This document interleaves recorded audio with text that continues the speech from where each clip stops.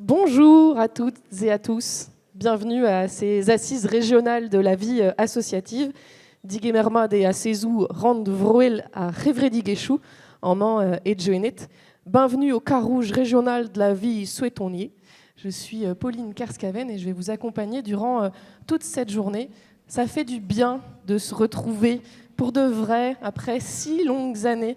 Vous étiez peut-être à Saint-Brieuc en 2018 pour les premières assises de la vie associative, ou en 2020, c'était en visio, souvenez-vous. Le Covid était passé par là. Alors qu'est-ce qu'on va faire aujourd'hui ? Eh bien, nous allons apprendre, nous allons nous étonner, nous allons nous revigorer, et je crois que nous en avons bien besoin dans ce contexte très marqué par la politique, dans un avenir politique incertain pour de nombreuses associations. Alors, nous allons parler de ce présent qui divise la France et la Bretagne, et ensemble, nous allons aussi agir pour des futurs désirables, un thème qui n'a pas été choisi au hasard. Et pour introduire cette journée, j'invite 2 présidents à me rejoindre sur scène, que vous pouvez applaudir pour commencer.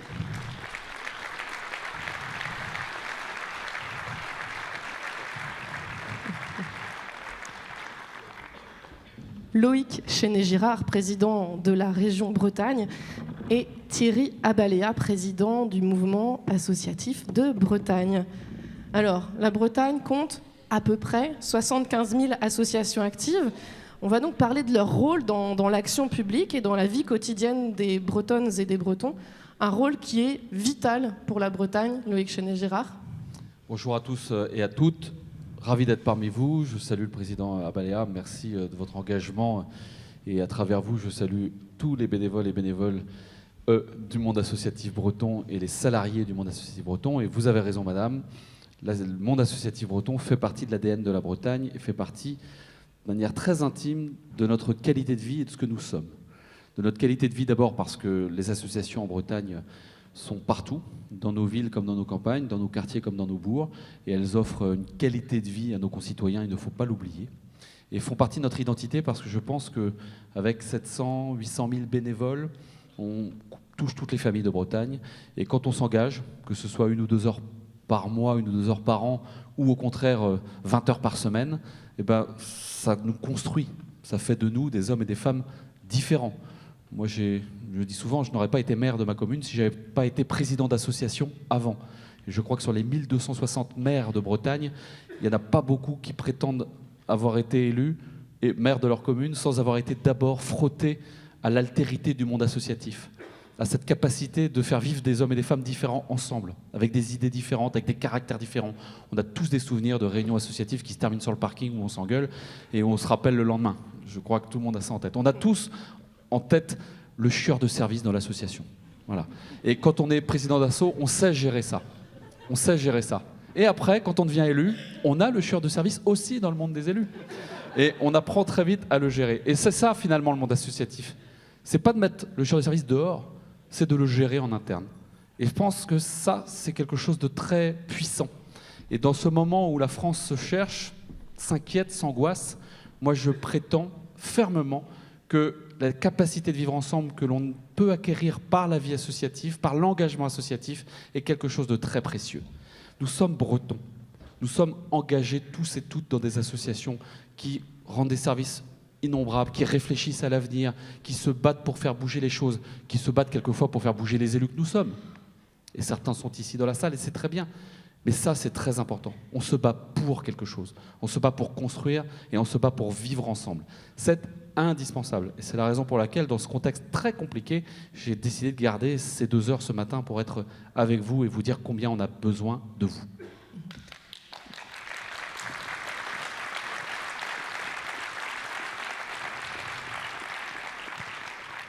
Si c'est bon.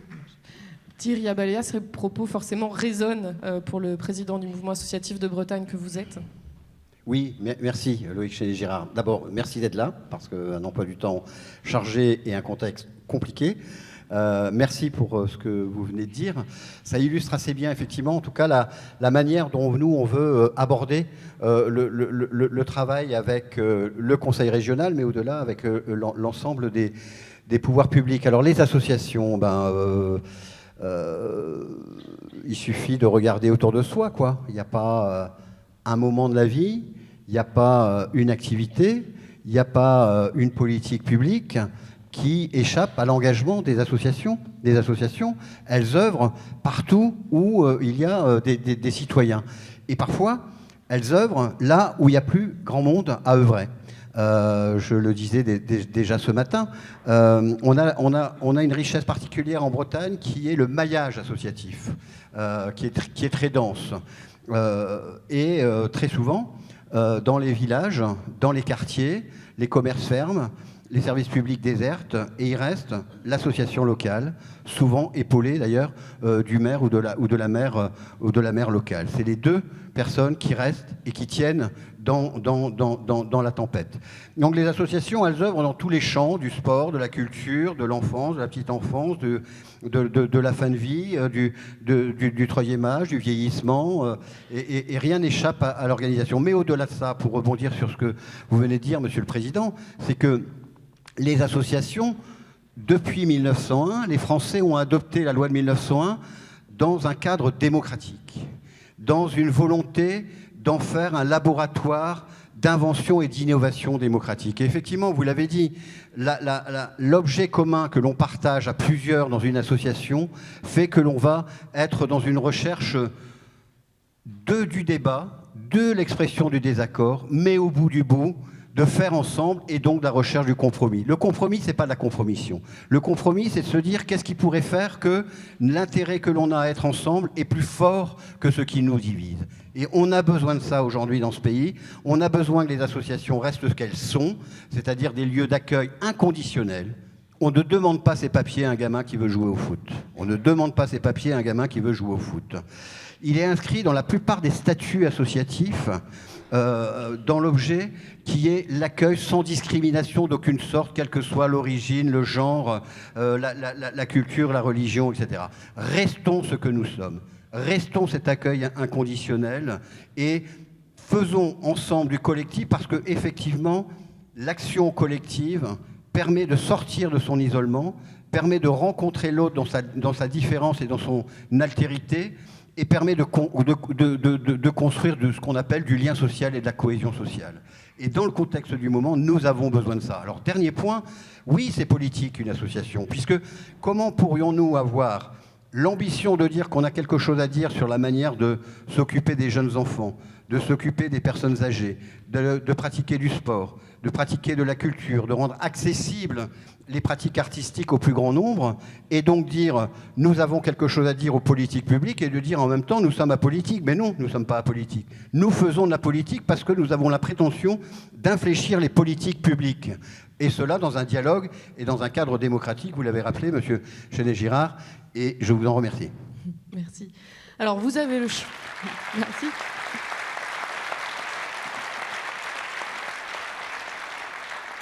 Vous l'avez remarqué sur le programme, cette journée est dédiée aux transitions et à l'inclusion pour des futurs désirables. C'est un thème qui vous tenait particulièrement à cœur et qu'il est important de mettre en valeur aujourd'hui, Loïc Chénet-Girard. Oui, parce que la société telle qu'elle est, elle vit de difficultés issues des peurs, des angoisses qui génèrent des isolements. Et ces isolements génèrent ensuite des capacités d'écouter des propositions populistes qui peuvent faire peur. Et nous avons bien entendu à respecter les opinions de tout le monde et à faire en sorte que la démocratie reste la démocratie et donc des débats d'idées, des combats d'idées qui se règlent dans les urnes. Mais il faut absolument être capable de refaire du vivre ensemble. Et donc le futur désirable, pour moi, ça ne peut pas être un futur canapé plein Netflix. Parce que le combo canapé plein Netflix, ça m'arrive aussi de le pratiquer, c'est pas comme ça qu'on construit une société. Et la Covid nous a donné ce bonheur de se dire qu'on était bien chez nous tout seul. Mais ça suffit pas. Ça suffit pas pour être des hommes et des femmes heureux de vivre, pleins et entiers d'une vie complète. Et donc il faut les autres. Et l'association permet cela. Et donc le futur désirable, c'est les autres. Vraiment. Ceux qui pensent que le futur désirable, c'est tout seul, bon courage. Et agir ensemble, c'est parce qu'encore une fois, il faut additionner. Il faut trouver la solution pour agir ensemble. Les compromis, la capacité de délibérer, de décider, et non pas la lutte pour détruire celui qui ne pense pas comme nous. C'est ça la différence entre, encore une fois, la démocratie et la non-démocratie. Et il faut construire cela. Donc agir ensemble pour des futurs désirables, c'est notre mission collective. Nous, les élus, qui avons l'honneur de dépenser l'argent public, issu des impôts, je le redis, par des votes démocratiques dans des assemblées, vous, associations, libres par essence, loi 1901, indépendants par essence, et qui répondaient à des ambitions qui sont non lucratives et qui sont d'intérêt général. Et l'intérêt général que vous défendez, notre devoir d'élu de la République, c'est de le protéger. Même si quelquefois les combats que vous menez nous frottent, nous bousculent, nous mettent dans des situations instables, voire nous mettre face à nos contradictions et à nos insuffisances. Et ça, c'est le combat du moment. C'est vraiment le combat du moment. Et dans le moment que nous vivons là, je veux dire à tous les présidents, à tous les membres de bureau, à tous les bénévoles qui sont ici, et aux salariés, de ne jamais désespérer. Il faut de l'enthousiasme. Il faut cultiver l'enthousiasme. Parce que si on se désespère, si on regarde nos pompes, si on s'enferme, si on s'isole, on va en crever. Donc il faut travailler ça ensemble. Et avec celles et ceux qui croient en un avenir commun, qui croient tout simplement en la démocratie, on peut bâtir des choses. Et la Bretagne peut montrer l'exemple dimanche, mais aussi globalement pour construire le futur de notre République. C'est ça le combat. Et quand je vais ailleurs en Europe, je peux vous dire qu'on est très regardé, la France, sur cette capacité de transformer le réel par la vie associative. C'est quelque chose d'extraordinaire. Nous, on a pris l'habitude, c'est ancré en nous. Mais dans beaucoup d'autres pays, c'est exotique, l'association. Et donc, gardons encore une fois cette énergie considérable et renouvelable, faisons en sorte de cultiver notre ambition, de nous frotter les uns aux autres dans nos débats, dans nos idées, dans nos confrontations de complexité respectives, et allons de l'avant en étant fiers d'être dans un territoire où, encore une fois, l'associatif a permis l'essor, encore une fois, de générations d'hommes et de femmes qui se sont engagés ensuite pour finalement leur pays.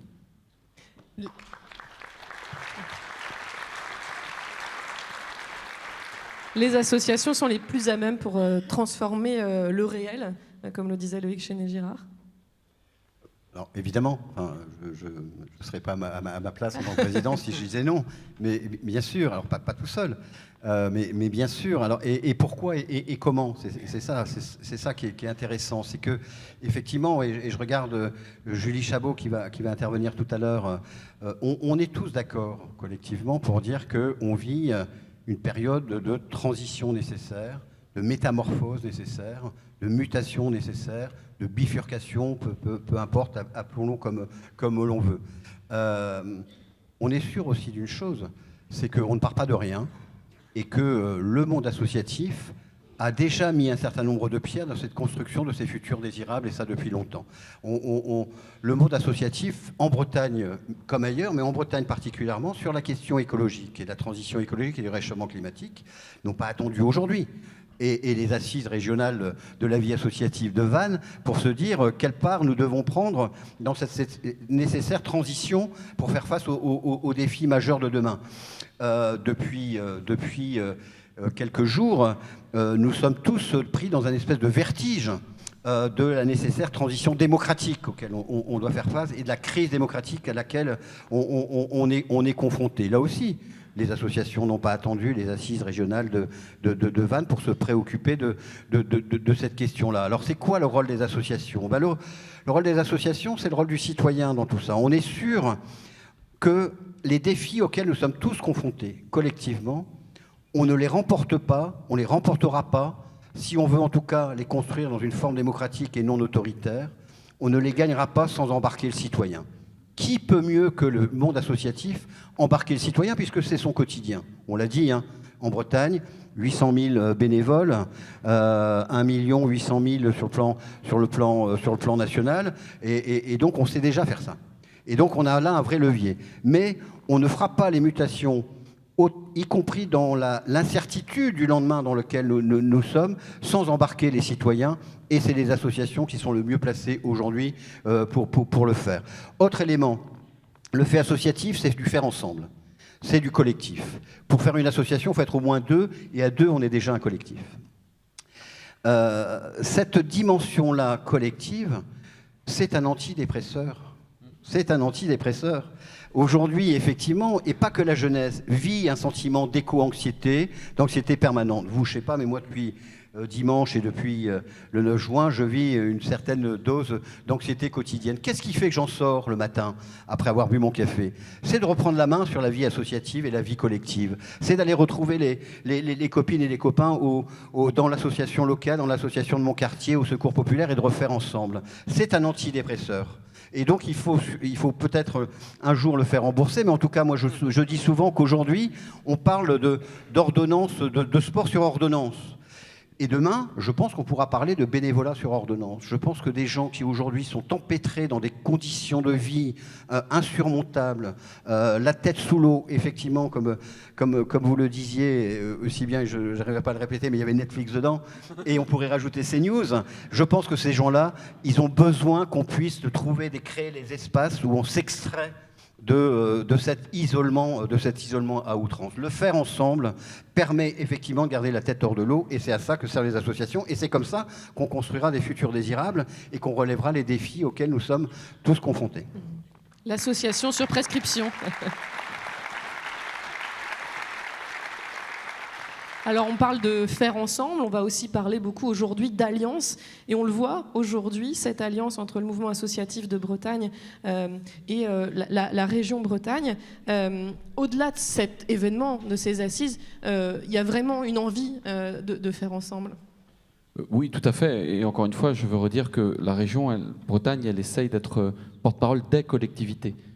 Je ne prétends absolument pas, et nous ne prétendons pas avec les collègues, prendre une quelconque autorité sur les collègues des départements, des intercos, des communes. C'est tous ensemble que nous avons besoin du monde associatif. Mais nous avons un fait, c'est qu'on est tous bretons. Et donc, au Conseil régional de Bretagne, on a décidé de se pencher sur la question avec les collègues qui suivent ce dossier. Je pense à Arnaud Toudic qui est là, qui est l'élu en charge de la veille associative, avec Régine Rouet qui travaille sur les sujets de pauvreté. On sait combien le monde associatif répond à beaucoup d'engagements, avec Pierre Poulquin, le vice-président sport, jeunesse, vie associative, et on a voulu lier l'ensemble, et égalité femmes-hommes, on a voulu lier ensemble les choses pour pouvoir travailler. Puis alors maintenant que j'en ai cité 3, je cite les 3 autres. Il y a Simon Husna, il y a bien sûr Gaël Stradic et Anne Gallo qui sont là ici présents, et ça fait finalement à nous 7, quelque part près de 10% du conseil régional qui est présent devant vous aujourd'hui, on est 80. Voilà.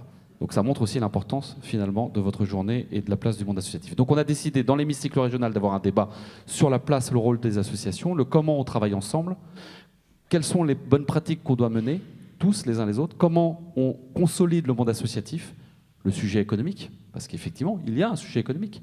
Et le discours que je produis là va se confronter à la réalité que vous vivez quand les vice-présidents du conseil régional vous disent non, on ne peut pas augmenter la subvention, ou non, il va falloir faire 2% de baisse, ou etc., etc.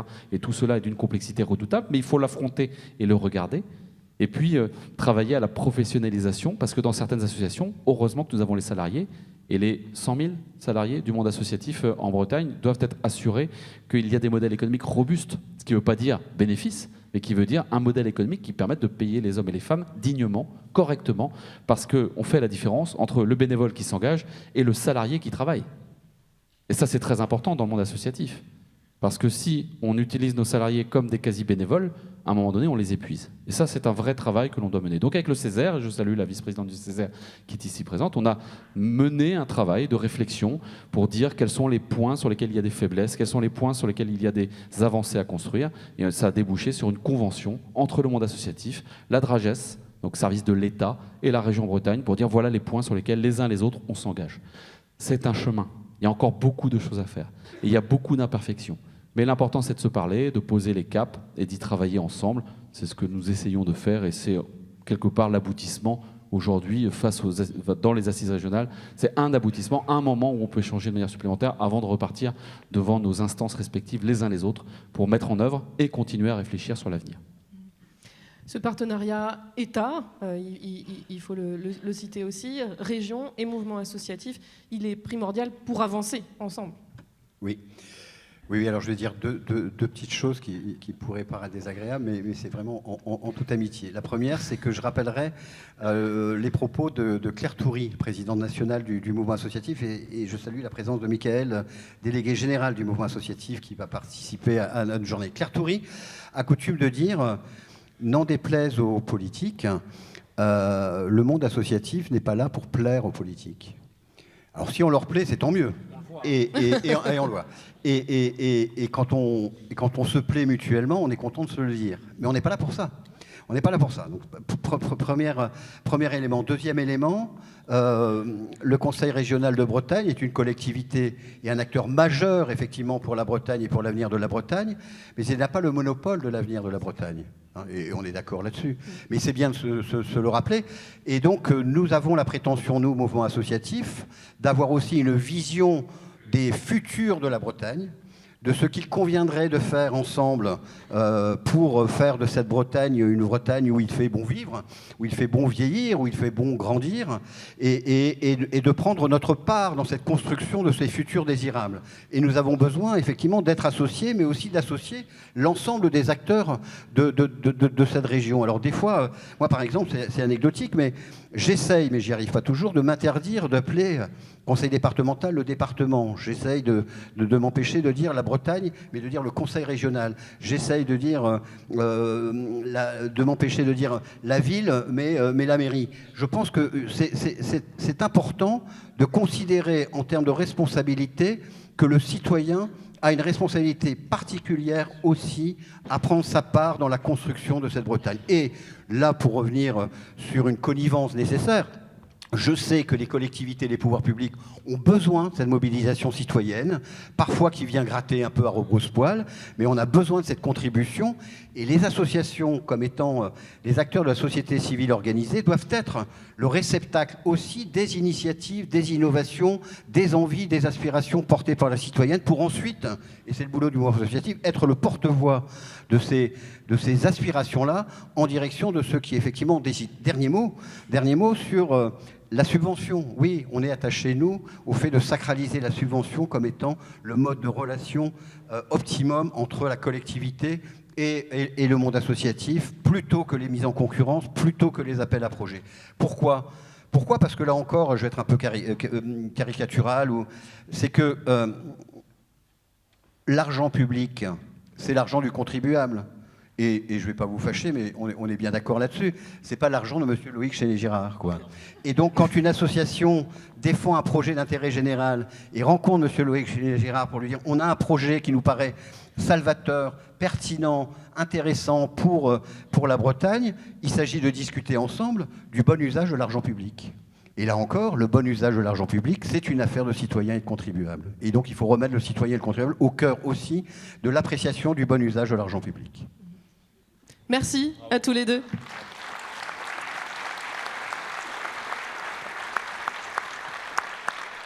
Merci à tous les deux, Loïc Chéné-Girard, président de la région Bretagne, et Thierry Abaléa, président du mouvement associatif de Bretagne. Et en fait, c'est quoi un mouvement associatif ? Je vous laisse le découvrir dans une courte vidéo et on se retrouve juste après. Camille est bénévole dans une association de peinture qui a décidé de rejoindre une coordination avec d'autres associations culturelles de sa région pour trouver de nouveaux financements. Cette coordination lui propose de participer à une grande rencontre avec un atelier sur le sujet. Camille y rencontre Francis, Sophia, Issa et Eva. Cet événement qui les a mis en réseau, c'est le mouvement associatif de la région qui l'a organisé. Le mouvement associatif est à l'écoute des associations. Par le biais de ses membres, il anime des espaces de concertation pour les faire dialoguer. Le mouvement associatif observe les associations. Il participe à la mise en place d'outils pour mieux identifier leurs besoins. Le mouvement associatif accompagne l'action associative. Il propose des dispositifs pour faciliter leur quotidien. Le mouvement associatif anticipe les enjeux de demain. Il organise des temps d'échange et d'analyse. Le mouvement associatif plaide la cause des associations. Il est leur porte-voix à échelle locale et nationale. Le mouvement associatif est là pour rappeler le sens de l'action associative. Sur tous les territoires, les mouvements associatifs régionaux agissent avec leurs membres au plus près des réalités des associations. Pour en savoir plus, prenez contact avec le mouvement associatif de votre région. Et nous, c'est la Bretagne, évidemment. Oui, on peut applaudir, Thierry, si vous voulez. Alors, comme le disaient nos deux précédents intervenants, associations et collectivités agissent ensemble face aux crises politiques, économiques, sociales et écologiques. Elles ont entamé leur métamorphose. Mais d'où venons-nous et comment aller plus loin pour relever les défis climatiques, démocratiques et sociétaux? Ce sont ces questions que je vous propose d'aborder maintenant dans un voyage en 3 dimensions. Un retour vers le passé et un plongeon vers le futur, avec un lien, bien sûr, à la situation actuelle qui nous questionne toutes et tous, qui nous inquiète aussi aujourd'hui. Nos 2 guides pour ce voyage sont nos grands témoins. Bonjour à tous les deux. Julie Chabot, vous êtes psychosociologue et docteur en sciences politiques. Vous avez coécrit un livre chantier intitulé « La traversée du temps des chenilles à celui des métamorphoses ». Dans cet ouvrage et à travers votre labo furtif, vous explorez toutes les dimensions d'un climat de soins pour les transformations écologiques, sociales et démocratiques, de l'intime au planétaire. Vous serez notre guide, a priori, du futur pour aujourd'hui. Jean-François Drapry, vous êtes sociologue et géographe, vous êtes un spécialiste du mouvement coopératif. Vous avez fondé et dirigé le Centre d'économie sociale, travail et société du Conservatoire des arts et métiers et vous êtes coprésident du groupe de recherche-action Acteurs, chercheurs, territoire de l'économie sociale. Vous avez notamment publié le fait associatif dans l'Occident médiéval et grâce à vous, nous allons faire un bond dans le passé. Avant ce grand voyage, j'aimerais vous proposer à toutes et tous quelques règles. La première, celle d'une écoute attentive et respectueuse des paroles des uns et des autres. Une participation active également quand vous serez invité à vous exprimer et sans expression marquée pour un parti politique ou pour un autre, car malgré le moment que nous traversons, personne n'est ici en campagne pour les élections législatives. Néanmoins, nous allons en parler de la situation que nous traversons. Nos assises ont lieu entre les 2 tours d'une élection qui va désigner notre prochaine Assemblée nationale et qui a placé dès le premier tour le Rassemblement national en tête du scrutin avec près de 30% des suffrages exprimés. Une situation trouble qui, je l'ai dit, nous inquiète énormément, à laquelle s'ajoutent d'autres dérèglements qui conduisent à des logiques de haine. Julie Chabot, on va tout de suite commencer par un sujet qui nous attriste. Chouette. Bonjour.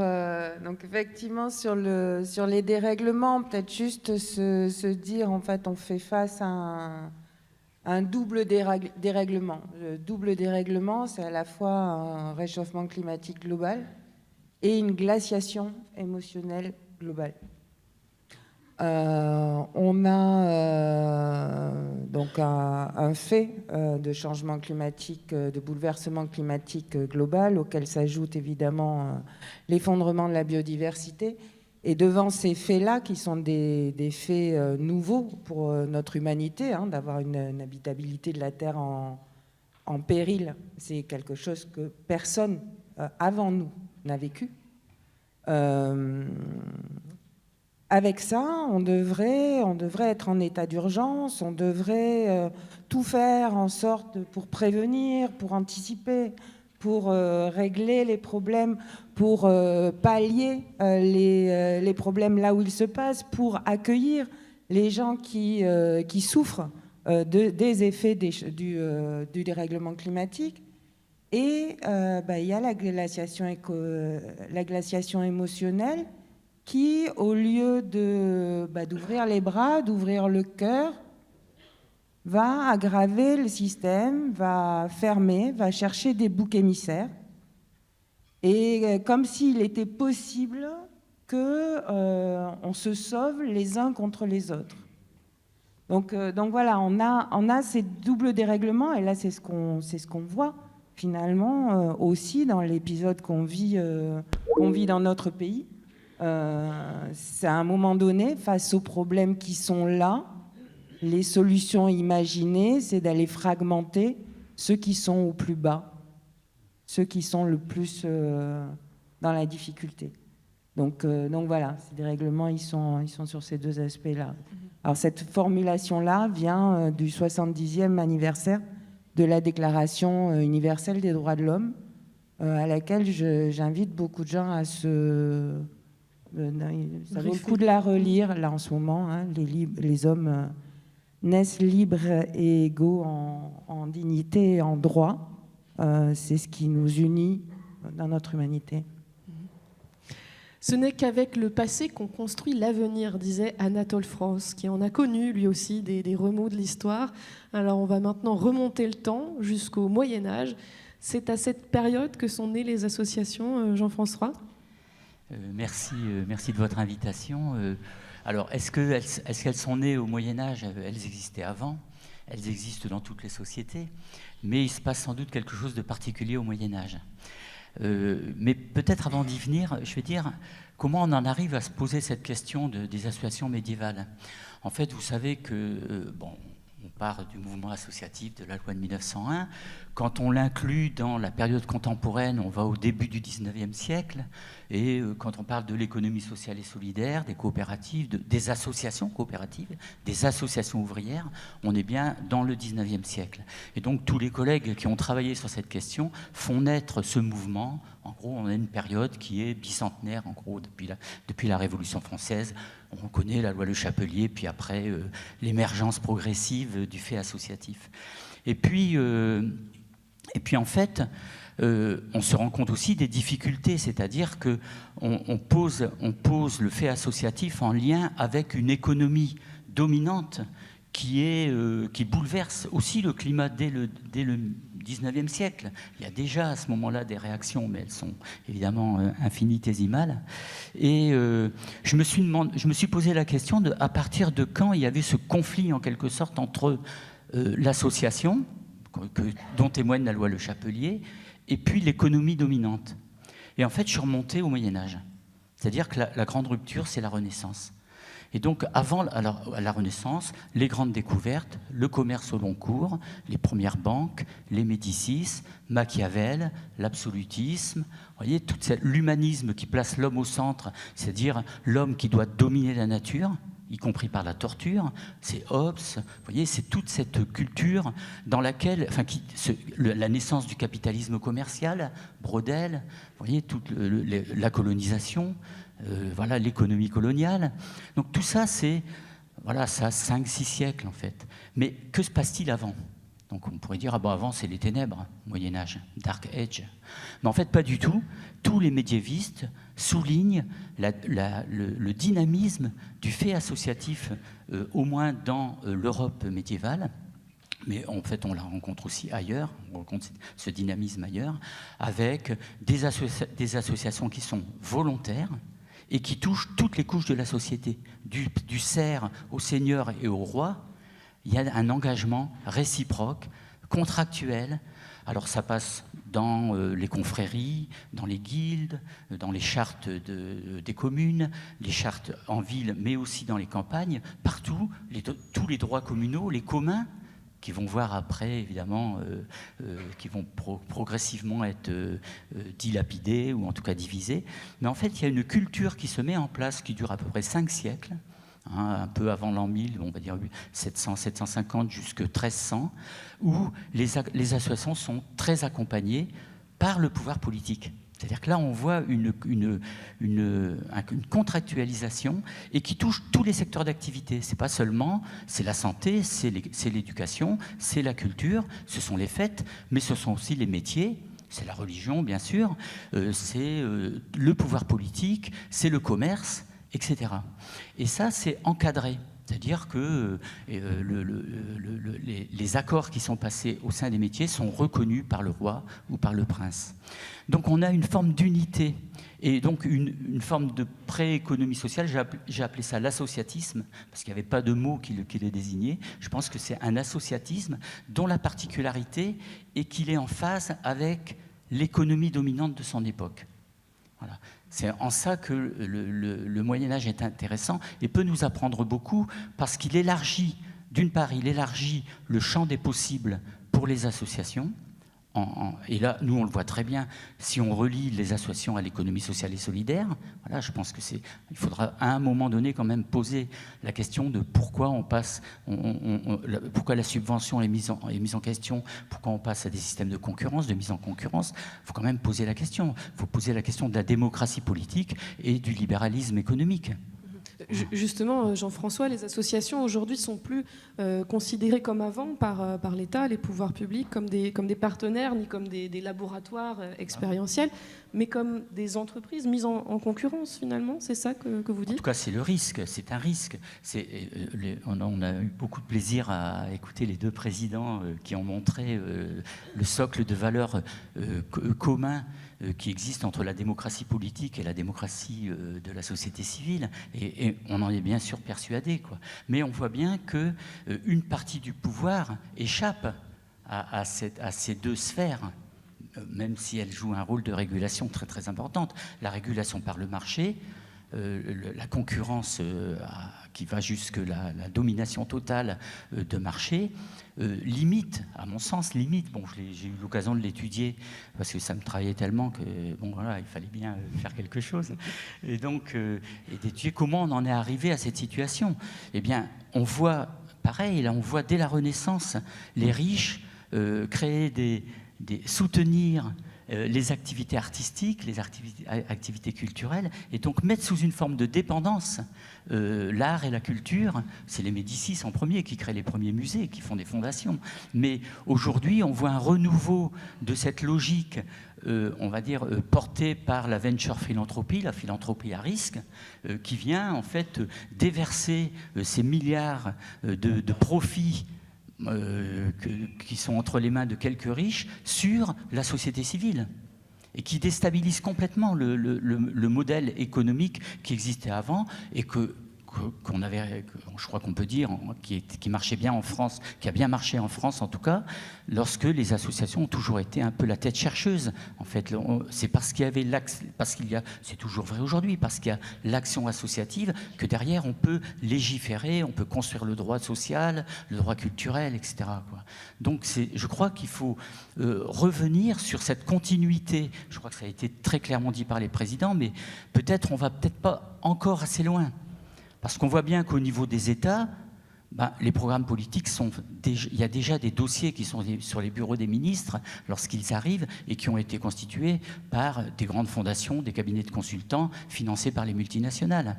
Donc il y a vraiment un conflit de pouvoir au plus haut niveau, et pas seulement au niveau des États, mais au niveau international, dans les grandes institutions internationales. Et voilà, j'ai le sentiment que le mouvement associatif et les collectivités peuvent penser le développement global, y compris économique, à l'échelle des territoires. Quelques mots, Julie, je vous vois dire oui, vous êtes d'accord? Cette logique d'appel à projet à nuit, finalement, au monde associatif? Oui, complètement, parce que ça dévoie finalement quelque chose qui est primordial, qui est autour de la coopération, de la haute qualité de délibération et de coopération dans une association. Et le fait de faire jouer ces appels à projets place dans une logique de concurrence et finalement faire rentrer les associations dans l'imaginaire de marché, l'imaginaire capitalistique qui finalement casse le lien social, parce que l'imaginaire capitalistique n'a pas intérêt d'avoir du lien social. Il a intérêt d'avoir des individus qu'il peut cibler, à qui il peut vendre des choses. Donc voilà, il y a de la résistance à avoir là-dessus en voyant ce qui se passe finalement. Et ce qu'on a besoin de retrouver aujourd'hui, c'est une haute qualité de coopération et aussi un imaginaire de contribution, un imaginaire de commun, un imaginaire de collectif qui soit hors marché. J'aimerais qu'on revienne vers le passé qui va sans doute entrer en résonance avec ce qu'on vit aujourd'hui. Il y en a eu d'autres, des crises démocratiques dans l'histoire. Comment le mouvement associatif a dépassé ces moments-là, Jean-François Drapry? Vous pensez à une crise précise? Je ne sais pas. Oui, en fait... Oui, en fait, non. Je crois qu'en fait, ce qui est important de souligner, c'est que le fait associatif, il est permanent et il est universel. Et peut-être qu'il est, en fait, il partage avec le capitalisme, avec la concurrence aiguë, cet universalisme, parce qu'il est son antithèse, en quelque sorte. C'est comme ça que je vois les choses, en fait. C'est-à-dire que la liberté qui nous est promise qui est mise en avant par la démocratie libérale, on va dire, en fait, de mon point de vue, c'est ce que disait le président, c'est pas une liberté, c'est un essolement. C'est le fait de se retrouver seul et en concurrence contre tous, quoi. Alors que l'association, c'est précisément le contraire. C'est dire que on ne peut s'épanouir, on ne peut s'émanciper que dans la relation à autrui. Donc voilà, c'est en ce sens que ce qu'on voit, c'est qu'à chaque crise, il y a un dépassement. Lorsqu'il y a la loi Le Chapelier, ça ne supprime pas les associations. Et avant la loi Le Chapelier, il y a eu les décrets de Necker et de Turgot qui ont essayé aussi. Et en fait, quand on regarde entre 1380 jusqu'à 1791, il y a constamment des volontés de détruire en fait les associations parce qu'elles mettent en danger le pouvoir, et en fait sans jamais y parvenir. C'est très drôle quand on y vit ça, parce qu'on voit constamment les mêmes arrêtés ou décrets se produire, et en fait ils n'y parviennent pas. Parce que c'est la vie de la société, c'est vraiment le fondement social. Et c'est vrai, et j'en veux pour preuve, tout à l'heure, vous disiez, comment dire, les associations font partie de l'ADN de la Bretagne. C'est particulièrement vrai en Bretagne, mais c'est vrai partout. Et vous voyez que de nombreux droits qu'on a aujourd'hui, dont on n'a même pas conscience. Par exemple, pouvoir marcher dans des prairies, ou dans une forêt, des affouages, d'aller ramasser les champignons, d'aller à la pêche, etc., ce sont des communs, ce sont déjà des faits associatifs. Déjà, le partage d'une propriété qui devrait être privée et qui ne l'est pas tout à fait. On voit très bien que si l'individualisme et la privatisation l'emportaient totalement, on voit bien que ce n'est pas possible, ça détruirait la vie sur Terre. Donc en fait, il me semble que constamment, à chaque fois qu'il y a eu une force qui contrarie l'association, elle s'est mise à se répandre autrement et à reprendre aussi des droits qui existaient. Là, ce que je viens de dire sur je vis une partie de mon temps en montagne où il y a des droits d'affouage, il y a des droits de très nombreux droits de récupération du bois, y compris dans les torrents, etc., etc. Eh bien, ce sont des droits qui datent du Moyen-Âge et qui ne sont pas du tout mis en question et qui reviennent même. Emmenez-nous en Belgique, qui n'est pas qu'une nation de foot. J'avais oublié. Oui, c'est vrai que, en Belgique, il y a eu un mouvement coopératif, associatif et coopératif très, très original, dont on ne parle pas beaucoup malheureusement, parce que, il a fini par disparaître, mais c'est un mouvement qui était du 19e siècle. Mais vous savez que dans le mouvement coopératif, on a retenu l'association de Rochdale, qui a été célèbre en Grande-Bretagne, et on a oublié qu'en fait, en Belgique, il y a eu un mouvement associatif et coopératif qui s'est appuyé sur les maisons du peuple.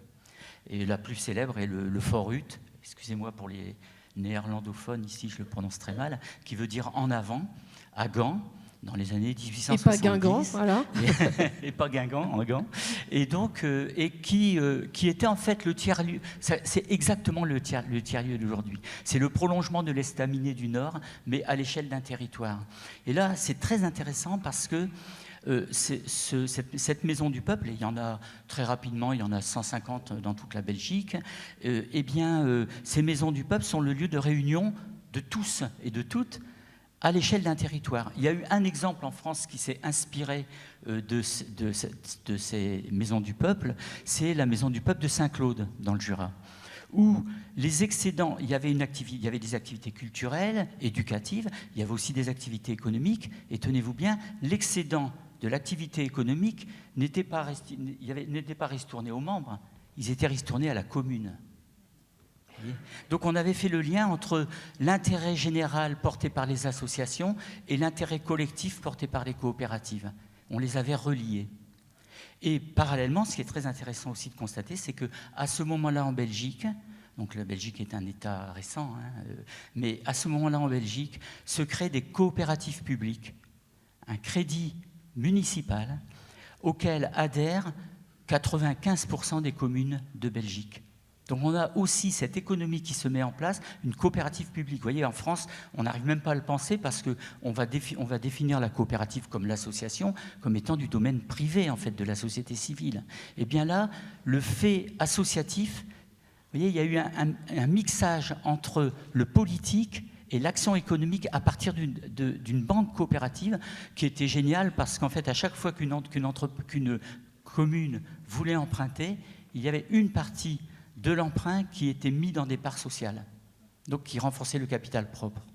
Donc il y avait un modèle économique et les observateurs de l'époque, coopératifs de l'époque, dont Bernard Laverne, qui était mon prédécesseur à la RECMA, la revue des études coopératives, disait un jour le crédit communal de Belgique sera plus connu que la coopérative de Rochdale en Grande-Bretagne parce que c'est le modèle de l'avenir. Vous voyez, c'est cette interpénétration entre le pouvoir politique et le pouvoir porté par la société civile qui faisait la force de ce mouvement coopératif belge. En regardant vers l'avenir, on se dit que ça pourrait inspirer le futur aussi, et que ces alliances, elles ont déjà existé par le passé. Julie Chabot, il faut puiser vers ce qui a déjà été fait, sans doute, pour réinventer demain. Certainement. De toute façon, on a puisé dans là d'où nous venons, du passé, dans nos généalogies. On a aussi puisé dans ce qui se passe ailleurs, parce qu'il y a d'autres cultures qui fonctionnent différemment de nous et qui sont sur des modèles coopératifs, très en lien avec les communs, qui ne sont pas du tout dans notre modèle de prédation, de performance, et qui vivent très bien et très heureux. On a aussi, effectivement, dans ces questions d'imaginaire du futur, on a ce qu'on appelle la nouvelle science-fiction aujourd'hui, qui essaye d'imaginer des futurs. Alors, c'est pas la science-fiction avec les petits bonhommes verts et les pistolets laser, c'est bien des fictions paniers qui vont définir d'ici la fin du siècle, donc c'est pas non plus dans 10 000 ans, un modèle de société apaisé dans sa relation avec le vivant, dans sa relation entre tous les êtres humains et la diversité. Et peut-être juste en citer deux, parce que je trouve que c'est assez intéressant. Ils sont sortis là depuis le début de l'année. Un qui est sorti en France, parce qu'il était sorti avant. Un de Kim Stanley Robinson, qui s'appelle dans le ministère du futur. Le ministère du futur vient imaginer qu'au moment de la COP 21 et des accords de Paris, il y a eu un petit alinéa qui fait qu'au niveau de l'ONU a été créé un ministère du futur pour vérifier que les conditions étaient les bonnes pour atteindre les accords de Paris. Et donc c'est assez intéressant parce que là, ce qu'on voit se développer comme modèle, alors modèle économique, va activer au niveau international une nouvelle monnaie qui soit indexée sur le carbone et une nouvelle fiscalité de bonus-malus, donc qui va assez loin, mais en partant d'en haut. Et tous les modèles sur les territoires sont des modèles coopératifs inspirés de Mondragon. Et voilà. Donc ça, c'est une première vision. Deuxième vision, c'est un autre livre de science-fiction qui vient d'une autrice française qui s'appelle Licam. Le bouquin s'appelle Visite.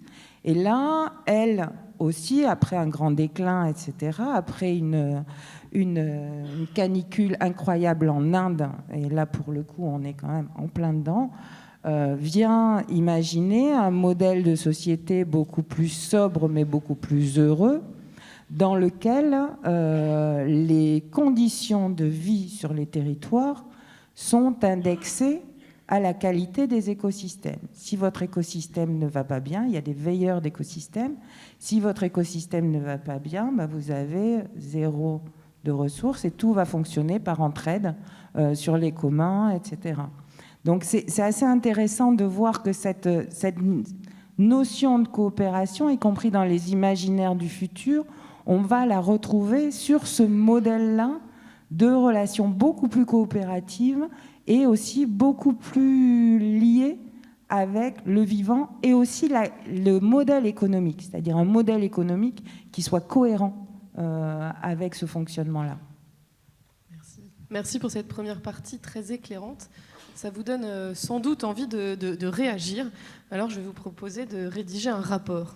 Oh là là, encore un rapport. Vous inquiétez pas, celui-là, il va être hyper chouette. Vous avez une feuille verte qui a été glissée peut-être dans les livres ou sinon sur vos chaises. Et je vais vous inviter à noter ou à dessiner, ou juste un mot, que vous nous disiez ce que vous ressentez là, maintenant, par quoi vous avez été surpris, agacé, qu'est-ce qui vous met du baume au cœur, qu'est-ce qui vous a surpris depuis le début de cette matinée. Ça, c'est pour le recto de la feuille. OK ? Et au verso, vous pouvez noter les questions que vous souhaitez poser à Julie et Jean-François. Ça peut aussi être un témoignage qui viendra nourrir notre temps d'échange qu'on va avoir dans quelques instants après la deuxième partie. Donc, vous pouvez témoigner sur le thème de la journée « Agir ensemble, association et collectivité pour des futurs désirables ». Vous pouvez nous dire ce que c'est pour vous, votre futur souhaitable. Donc, le recto, votre rapport d'étonnement, ce qui vous a agacé, surpris, voilà.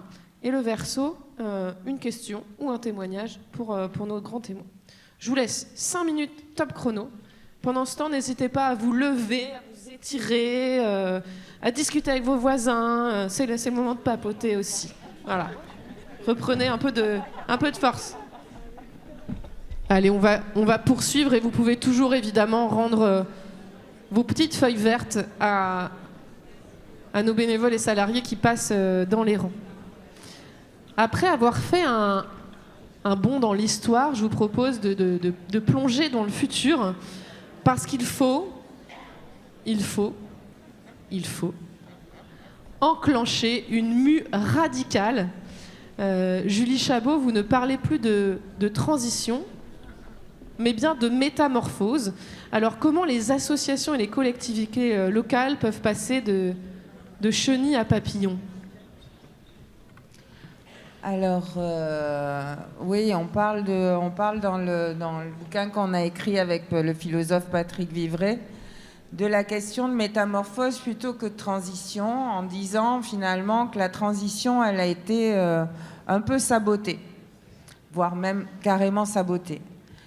Donc le propos de ce bouquin s'accroche à une métaphore biologique, celle de la métamorphose de la chenille en papillon. Et comme ce qu'on fait dans toutes les démarches qu'on dit bio-inspirées, c'est-à-dire qui s'inspirent de la nature, parce que la nature, ça fait 3,8 milliards d'années qu'elle s'adapte et qu'elle évolue. Et donc ça peut valoir le coup d'essayer d'en apprendre quelque chose. Donc là, en reprenant cette métaphore biologique, en sachant qu'évidemment elle a des limites et on pourra en échanger après, ce qui est intéressant de voir, c'est qu'en fait dans la chenille, ça c'est un dessin qui est à peu près le dessin naturaliste. C'est-à-dire que dans la chenille, vous avez dès le début de sa vie quelque chose qui s'appelle les cellules imaginales. Les cellules imaginales, elles portent les germes du futur papillon. Sauf que la chenille, elle, son boulot, c'est de manger, de manger, de manger. Elle est vorace. Elle dévore pour grossir. Elle va muer 4 à 5 fois dans sa vie. Effectivement, on a, et pour éviter de se transformer en papillon trop vite, il y a ce qui s'appelle les hormones juvéniles qui vont bloquer le développement des cellules imaginales. Donc les cellules imaginales, on peut dire, c'est vous, c'est le mouvement associatif, c'est tous les gens qui sont dans les alternatives, dans les process démocratifs, coopératifs. Et là, ce qu'on va voir, c'est effectivement, quand on dit la transition, elle a été sabotée, c'est que les hormones juvéniles de nos transformations, finalement, ont été bloquées par de la falsification de l'information.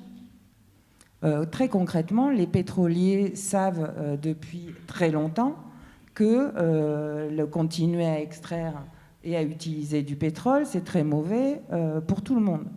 Sauf qu'au lieu de dire, bon, ben, on va essayer d'aller sincèrement sur une sortie d'eux, ils ont habillé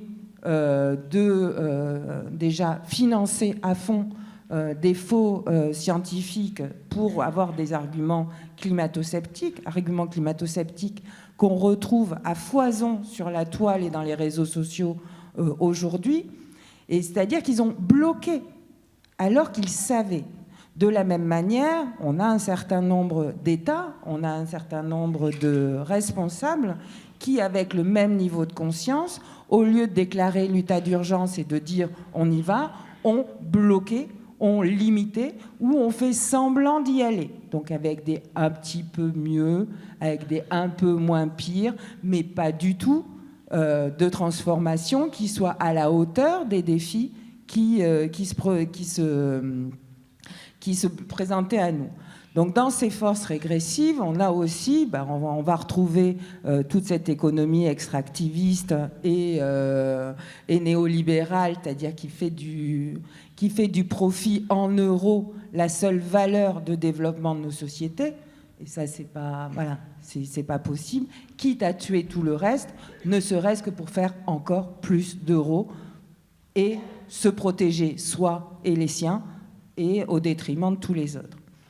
Donc finalement, se dire un peu, la transition, ça a été un peu une ruse des forces régressives pour assurer la mue de la chenille, c'est-à-dire qu'elle continue à grossir pour pouvoir manger encore plus. Et donc le moment, dans le processus biologique, le moment où la chenille est suffisamment grosse et à la limite peut plus manger, là, les hormones juvéniles tombent et arrivent les hormones de métamorphose. Et à ce moment-là, la chenille s'arrête, va aller se mettre à un endroit et passer en mode chrysalide. Donc c'est intéressant de se dire, voilà, à un moment donné, il faut réussir à s'arrêter. On est aujourd'hui dans un système d'accélération du temps où on n'arrive pas à s'arrêter, où on n'arrive pas à penser. Là, ce qu'on vit actuellement, c'est on n'arrive pas à penser. Et ce qu'on va avoir ensuite dans la chrysalide, donc la chrysalide, c'est intéressant parce que c'est du chaos. C'est-à-dire que c'est ni la chenille, ni le papillon. Mais par contre, c'est le moment où on va avoir les cellules imaginales qui se regroupent en disques imaginaux et qui vont fabriquer le papillon. Ce qui est là, donc nous, dans le bouquin, on joue un peu avec cette métaphore biologique, vous l'avez compris. Ce qui est intéressant, c'est que dans la chrysalide, ce qui s'active en premier dans la transformation du futur papillon, ce sont les futurs yeux. Et donc là, pour les associations comme pour une humanité mieux humaine, des métamorphoses très humaines plutôt que transhumanistes, ce qu'on imagine, c'est que les futurs yeux, c'est nos lunettes, c'est les modèles paradigmatiques, c'est comment on regarde le monde.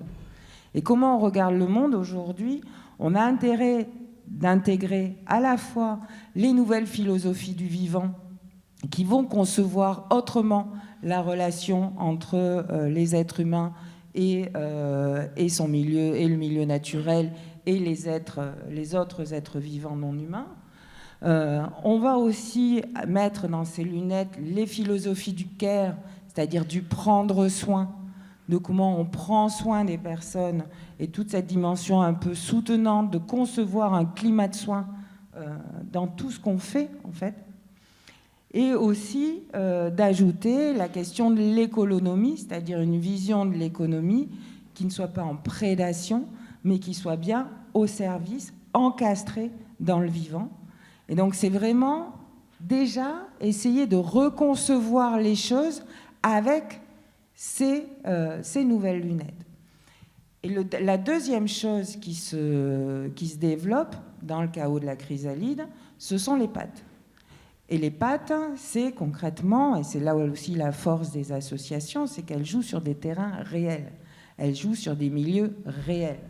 Et donc là, c'est comment on atterrit. Comment on atterrit, et en jouant donc toujours avec cette métaphore, des pattes, il y en a 6. La première, peut-être, c'est d'aller travailler nos capacités d'attention. nos capacités d'écoute. Puisqu'on est aujourd'hui, ce que je vous disais tout à l'heure sur la question de glaciation émotionnelle, il y a des choses que nous ne ressentons plus. Il y a des choses, on le sait, mais ça fait plume de canard. Voilà, il y a des gens qui sont en train de mourir là-bas, il y a des gens qui vont peut-être se faire jeter de nos frontières, etc. On le sait, il y a des canicules à tel endroit, mais on ne le ressent plus. Donc travailler cette capacité à ressentir, de re-rentrer dans nos émotions, dans nos sensations, travailler notre capacité d'écoute. Donc là, il y a des méthodes aujourd'hui avec... donc des méthodes qui sont travaillées aussi dans le cadre de l'éducation populaire depuis longtemps, mais avec la théorie U, avec Otto Scharmer, qui va identifier ces niveaux d'écoute empathique, où c'est pas juste je suis d'accord avec ce que tu dis ou je suis pas d'accord, mais c'est j'essaye de comprendre ce que tu dis et d'où ça vient. Voire même, je vais, comme dans l'improvisation, être en oui et. C'est-à-dire, je vais aller chercher comment dans ce qu'on se dit, on va pouvoir faire émerger quelque chose que ni toi ni moi n'avions avant que nous échangions. Donc cette question des transformations personnelles et de se poser ces questions-là, de où est notre capacité d'écoute et notre capacité à ressentir, ça fait partie de ces premières pattes. Et ensuite, on va avoir un certain nombre d'outils, mais je pense que là, je te vois faire des gros signes. Donc, ça veut dire que je n'ai pas le temps de développer. Peut-être quand même dans ces outils, quelque chose qui pour moi est très important, c'est la question des Creative Commons. La question des Creative Commons, c'est comment aujourd'hui tout ce que l'on fait et la manière dont on le fait, il est urgent que nous les mettions en commun. C'est-à-dire qu'il faut que nous pensions la finitude du monde, mais comme la nôtre, et qu'aujourd'hui la situation est tellement importante qu'il faut que nous apprenions à nous composter de notre vivant. C'est-à-dire, ce qui est arrivé avant moi a créé terreau fertile pour mes actions. Tout ce que je fais aujourd'hui doit pouvoir être terreau fertile pour d'autres actions derrière. Et le concevoir consciemment en produisant des choses qu'on met sous licence Creative Commons, c'est-à-dire qui ne peuvent pas être privatisées, mais qui peuvent être réemployées par d'autres de la manière dont ils le veulent, ça fait vraiment partie pour moi des pattes aussi super importantes. Voilà. Le pouvoir d'agir est...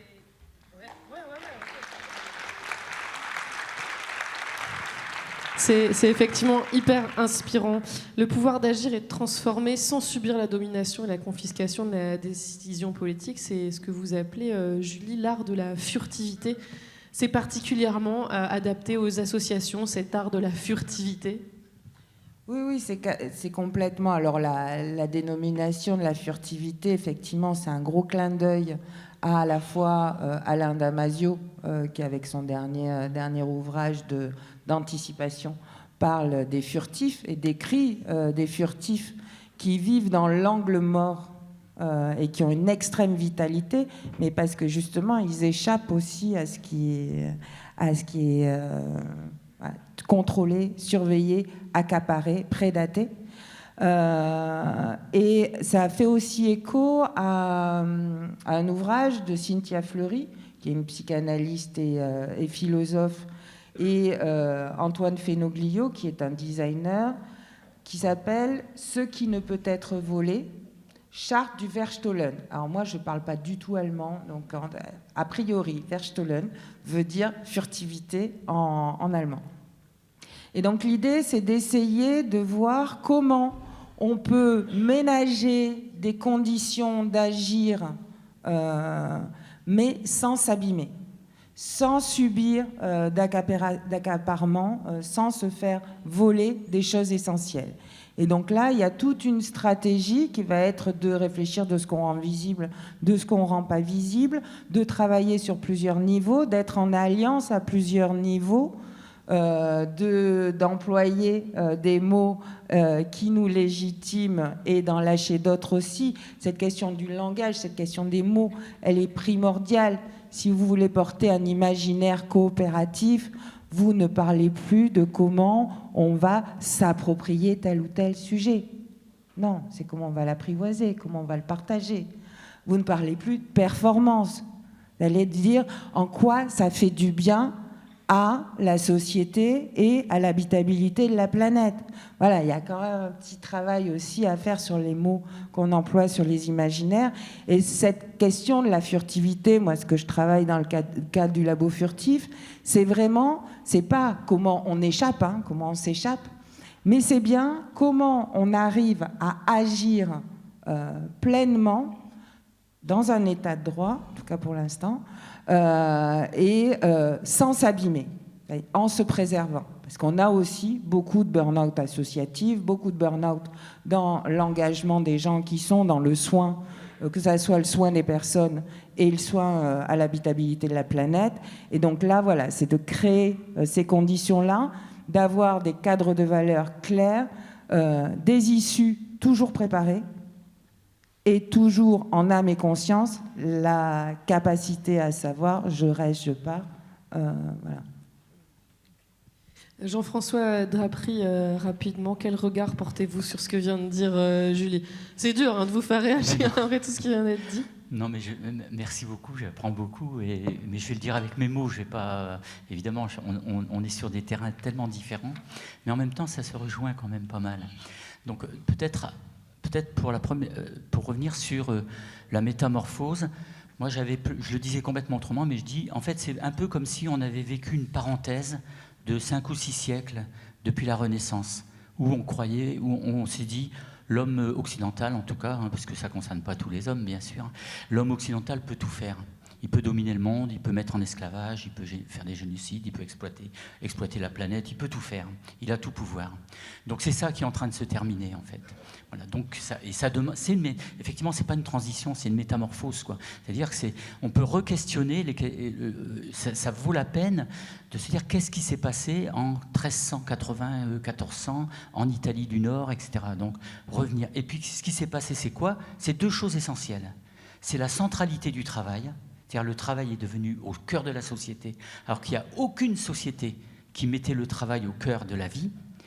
C'est tellement vrai que le mot travail n'existe pas dans la grande majorité dans toutes les langues traditionnelles. Même dans la Grèce antique, on distingue l'œuvre de la peine. Ça n'a rien à voir. L'œuvre, c'est les hommes libres et la peine, c'est les esclaves. Et nous, on a mis la peine au cœur de notre société. Donc ça, c'est la première chose. Et la deuxième, c'est l'argent. C'est la monnaie, c'est la circulation de la monnaie qui a permis ça. Donc je dirais, voilà, si on veut parler tranquillement, librement, en n'étant pas subordonné à une logique d'emploi, enfin de travail, le premier mouvement coopératif des associations ouvrières parlait de l'abolition du salariat, quoi, donc d'un travail qui est subordonné et subordonné aussi à l'argent. Eh bien, c'est comme ça que je le traduis moi dans mon vocabulaire.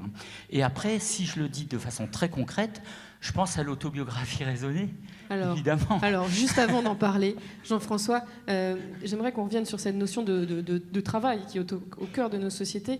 Pour vous, faut prendre le temps de faire vivre la démocratie, finalement. Il faut pouvoir en donner à l'engagement et calmer cet homme Faber qui est l'homo Faber. Bon, voilà. Mais bon, Dominique Méda a travaillé là-dessus de façon remarquable. Mais effectivement, il n'y a pas du travail pour tout le monde. Si on partage le travail, qu'on travaille un peu moins, voilà, ça permet peut-être à tous. Alors évidemment, là je parle d'un point de vue conceptuel, théorique, quoi. Et puis le temps qu'on a gagné qu'on prenait dans le travail et qu'on a gagné, eh bien on peut faire plein de choses, dont participer à la vie sociale. Mais ça peut être la contemplation, l'œuvre artistique, mais ça peut être aussi l'engagement. Donc vous voyez, même on sait très bien qu'il y a un gros problème avec le bénévolat, où si on imagine que l'association et l'ESS deviennent un modèle d'épanouissement, enfin voilà, un cadre social et économique dominant, on se dit mais on n'aura jamais le temps d'aller à toutes les assemblées générales, mais si, on peut le prendre. Simplement, c'est une réorganisation du temps où on va libérer, travailler moins, gagner moins, avoir, je parle de la sobriété de ton co-auteur, sur lequel ton co-auteur a beaucoup travaillé, et puis passer plus de temps dans la vie sociale. Voilà, c'est ça en fait, il me semble le futur désirable pour moi. Et les associations seraient-elles prêtes alors à faire moins travailler leurs salariés pour favoriser l'engagement? Alors c'est peut-être un terrain glissant, parce que peut-être que parfois elles le font à l'encontre des vœux des salariés. Mais bon, non, mais je crois que c'est quelque chose à travailler, quoi. Ça me semble. Mais ça veut dire aussi que on va réduire la sphère, le pouvoir de l'argent, et renforcer effectivement ce qui est au cœur de l'association, c'est-à-dire le lien social.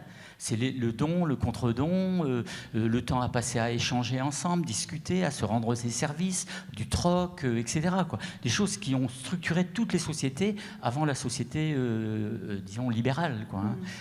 Voilà. Donc ça, je crois qu'on le voit, ça, c'est déjà en cours.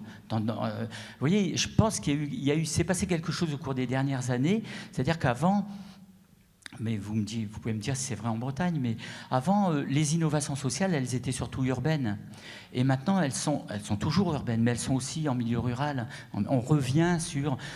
c'est peut-être un rêve qui avait été porté par les associations, les communautés néo-rurales dans les début des années 70, quoi. Mais on voit quand même des réinvestissements dans des communes rurales qui se font simplement, en fait. C'est-à-dire, c'est le dernier café qui ferme, et ben on le maintient ouvert et on se met ensemble. Il y a des associations, il y a souvent une SIC, mais peut-être que la SIC, la Société coopérative d'intérêt collectif, ça fait le lien entre le mouvement coopératif historique et puis le mouvement associatif. Peut-être que ça va permettre de travailler ensemble, de travailler avec les collectivités territoriales, puisqu'il y a la moitié des SIC dans lesquelles il y a des collectivités territoriales. Donc je pense qu'on est là sur des nouveaux modèles d'organisation, non seulement du travail, mais de la vie, et qui sont en train de naître, en fait. Je pense que là, il y en a qui ont passé la chrysalide là, hein, dans le mouvement associatif. Voilà un premier levier d'action qui pourrait être activé par les associations en Bretagne. J'aimerais qu'on poursuive dans ces conseils, dans ces outils, dans cette boîte à outils. Et j'aimerais qu'on parle maintenant de l'enquête « Où atterrir ?» Ça va sans doute parler à beaucoup d'entre vous. Elle peut permettre à des associations de se repositionner. Julie, est-ce que vous pouvez nous en parler de cette enquête Où atterrir ? Donc moi, je suis dans l'association du collectif Rivage, hein, qui fait ces expérimentations-là sur le territoire. Où atterrir, c'est un ouvrage de Bruno Latour. Et dans cet ouvrage, c'est finalement comment on atterrit dans le nouveau monde dans lequel nous sommes, hein, et peut-être de réussir à considérer vraiment qu'on est dans un nouveau monde, c'est-à-dire et d'atterrir là, et de se dire là, de quoi dépend ma subsistance. Parce qu'en fait, on habite sur des territoires qui ne correspondent pas à ce dont on dépend. En fait, concrètement, quand vous prenez une côtelette de porc, en fait, votre territoire, il dépend aussi de la forêt amazonienne, parce que ça a été déforesté pour nourrir le porc en question. Donc, on est sur des choses, et l'enquête Où atterrir, qui est très équipée d'un point de vue méthodologique, c'est une manière de partir de choses qui ne sont pas les grands discours, les grands sujets, etc., c'est de mettre chacun en disant mais de quoi je dépends, à quoi je tiens, moi, que je sais être en danger. Donc ça peut être l'eau, chacun se fait son schéma, mais ça peut se faire aussi au niveau d'une association où on va aller se poser la question, mais voilà, moi, qu'est-ce qui compte pour moi, dont je dépends, et qui est en danger. Donc ça peut être l'eau, ça peut être l'air, ça peut être aussi la liberté, ça peut être aussi la créativité. Voilà, on peut être sur différents niveaux.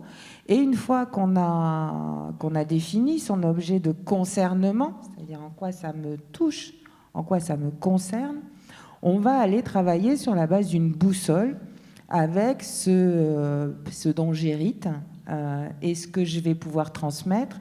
Et finalement, identifier toutes les chaînes de dépendance, de subsistance, de ce à quoi je tiens. Donc mon stylo, il y a une chaîne certainement d'un bout de plastique, il y a du métal, il y a du... Bon, c'est pas ça que j'aurais mis au cœur de mon concernement, hein, mais je le mets là. Mais on va décrire très très précisément de quoi chaque élément de mon concernement dépend. Et ensuite, on va identifier sur quoi je peux agir, moi, directement, et aussi les éléments sur lesquels je ne peux pas agir, comment je vais pouvoir les faire bouger pour rentrer dans ma chaîne d'action. Alors, pas en action directe, ça peut être du plaidoyer, Ça peut être aussi d'aller chercher des porte-paroles, etc. Mais on va essayer, et donc vraiment de construire de l'action et de retrouver une action politique au bon sens du terme par rapport à des choses qui nous touchent en fait. Et donc c'est vraiment de se dire en gros, repénétrons le réel, mais avec la réalité du réel tel qu'il est aujourd'hui. Voilà. Alors comment faire pour s'adresser à tous ? Je crois que c'est une question qui nous intéresse aujourd'hui, quand on voit à quel point la France est divisée. Comment agir ? Dans votre boîte à outils, Jean-François, vous sortez l'autobiographie coopérative. Est-ce que vous pouvez nous dire ce que c'est ? Oui, très très brièvement.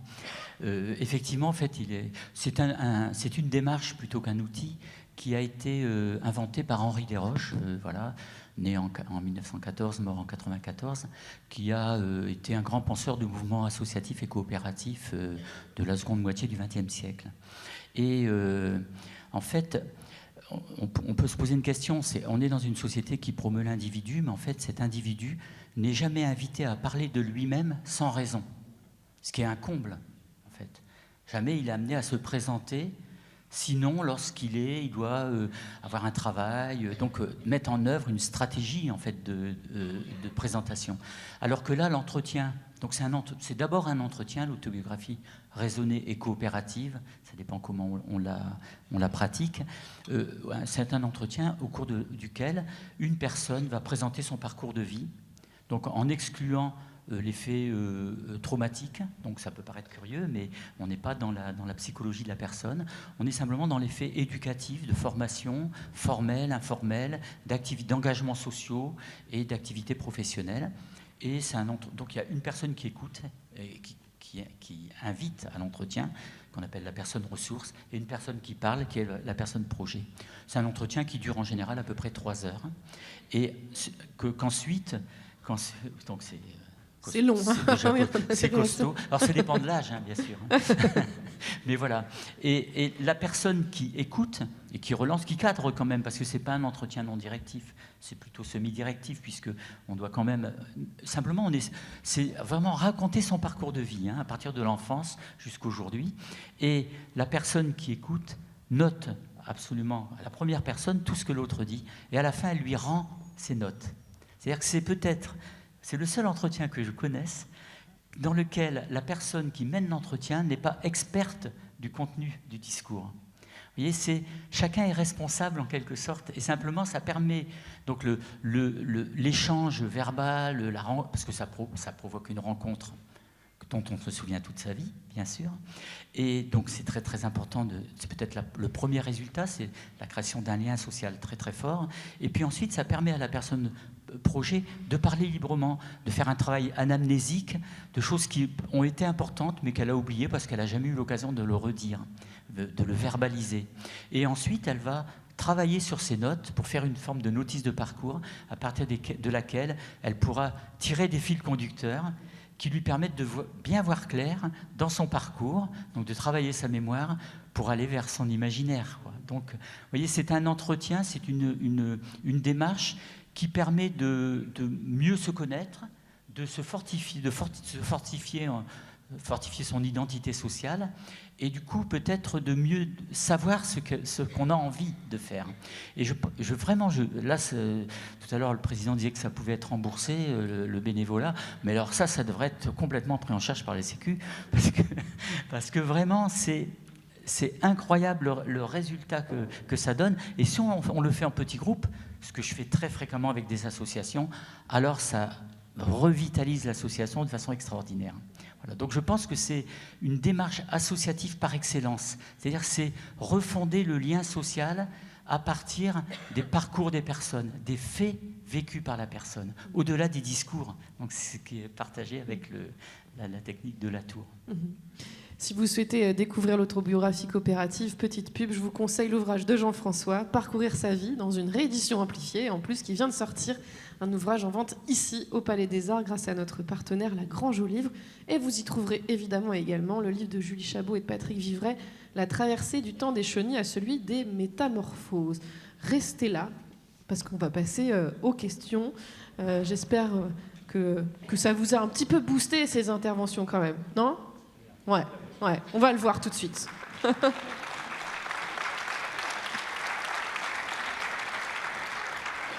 Est-ce que vous êtes regonflé à bloc, prêt à signer au sein de votre asso pour 5 ans, prêt à vous engager auprès d'un parti politique, d'être élu, de continuer ? On va faire votre petite météo corporelle. Si vous êtes à fond, vous allez lever les bras, et si vous avez encore le moral dans les chaussettes, vous allez là. Donc je vous invite vraiment à vous étirer en même temps. Est-ce que vous êtes à fond, au milieu ? Ouais, super. C'est pas mal, merci. On le refera ce soir, on verra dans quel état vous êtes. Alors, on va passer aux questions. Il y a 2 micros qui vont tourner dans la salle. Et on a aussi fait une petite sélection des témoignages et des questions qui ont été posées par écrit. Et ça, c'est les questions. Okay. Un petit bout de rapport d'étonnement déjà. C'est une joie de se retrouver, de se compter et de voir que nous sommes toujours nombreux et toujours motivés. Cultivons l'espoir en ces temps troublés et planifions l'avenir tous ensemble. C'est pas mal comme programme, ouais. Rapport d'étonnement. La FNSEA n'est pas là ce matin pour écouter ça ?